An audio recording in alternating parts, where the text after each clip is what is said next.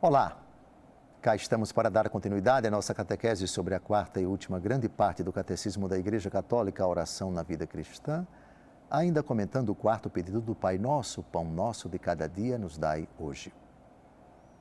São 4 os significados principais da palavra pão na Bíblia. Estamos abordando o quarto significado, pão da Eucaristia. Esse significado foi dado pelo próprio Jesus no capítulo 6 do Evangelho segundo João, no discurso da sinagoga de Cafarnaum, cuja primeira parte já abordamos no programa anterior, e agora chegamos na parte mais importante, que é já o desfecho, por assim dizer, desta promessa da Eucaristia. João capítulo 6, versículos de 53 a 58. Texto esse que deve subjazer no nosso coração cada vez que pedirmos o pão nosso de cada dia nos dai hoje. Vamos ao texto. Então Jesus lhes disse: em verdade vos digo, se não comerdes a carne do Filho do Homem e não beberdes o seu sangue, não tereis a vida em vós mesmos. Quem come a minha carne e bebe o meu sangue tem a vida eterna, e eu ressuscitarei no último dia. Pois a minha carne é verdadeiramente uma comida, e o meu sangue verdadeiramente uma bebida. Quem come a minha carne e bebe o meu sangue permanece em mim e eu nele. Assim como o Pai que me enviou vive e eu vivo pelo Pai, assim também aquele que comer a minha carne viverá por mim. Este é o pão que desceu do céu, não como o maná que vossos pais comeram e morreram. Quem come deste pão viverá eternamente. Os outros cristãos que não acreditam na presença real e sacramental de nosso Senhor Jesus Cristo, nas aparências do pão e do vinho, ou seja, após as palavras da consagração, verdadeiramente estão debaixo das aparências do pão e do vinho, o corpo, o sangue, a alma e a divindade de nosso Senhor Jesus Cristo.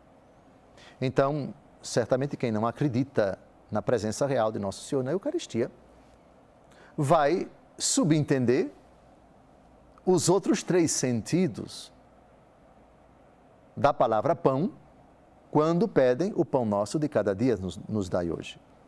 Mas nós católicos não. Porque Jesus utiliza aqui, atenção, por favor, foi Jesus. Este é o pão que desceu do céu. Falando de si, falando da sua carne, atenção, aquele que comer a minha carne viverá por mim. E no versículo 55, minha carne é verdadeiramente uma comida, meu sangue é verdadeiramente uma bebida.